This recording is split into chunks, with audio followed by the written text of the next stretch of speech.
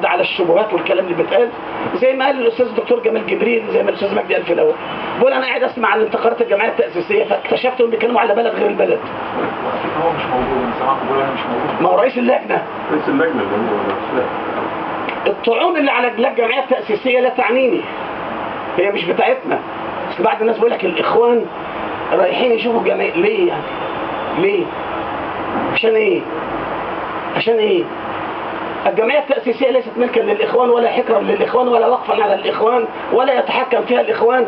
وبالمناسبه وليس في رئاسات الجمعيه حد من الاخوان. بالمناسبه يعني بالمناسبه رئيس الجمعيه مش من الاخوان، له 5 نواب مش من الاخوان.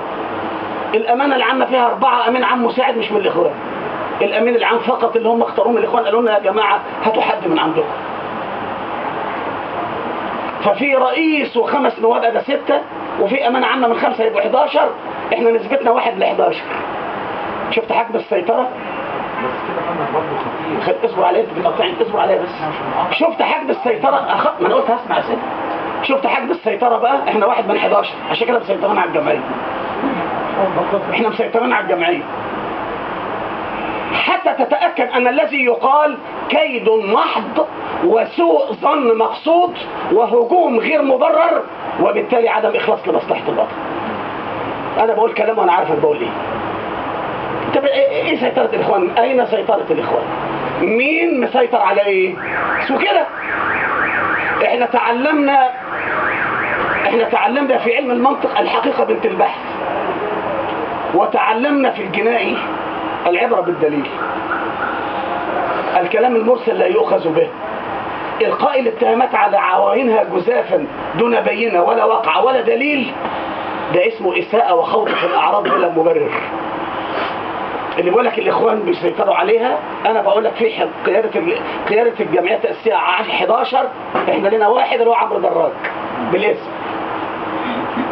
هو حسام الغرياني إخوان، أيمن نور إخوان، أبو العلا ماضي إخوان، منار الشربجي إخوان، دكتور وحيد عبد المجيد إخوان. ما هي دي الأسامي اللي بدي رئاسة اللجنة. الإخوان ولا هي الإخوان دي حالة نفسية اسمها لما بسمعهم بيطلع لي بقع في الجلد. هل الإخوان حالة نفسية؟ أول ما بيسمع واحد فيهم بيسيب ال10 ويلزق في ال11 حالة نفسية؟ لو حالة نفسية أسأل الله له العافية، لكن احنا مش هنغير اسمنا عشان هو يرضى يعني. اللجان، الجمعيات التأسيسية بتشتغل لجان. لجنة الدولة ومقومات الدولة بيترأسها الأستاذ الدكتور محمد عمارة.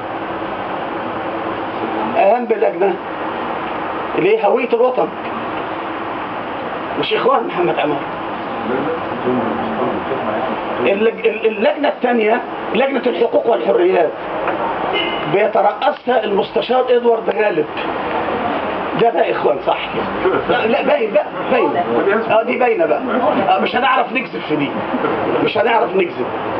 المستشار إدوارد غالب اللي هو رئيس اللجنة الثانية إخوان، وماسك لجنة الحقوق والحريات، اللي هم بيقولوا الإخوان جايين يتحكموا في حريتنا.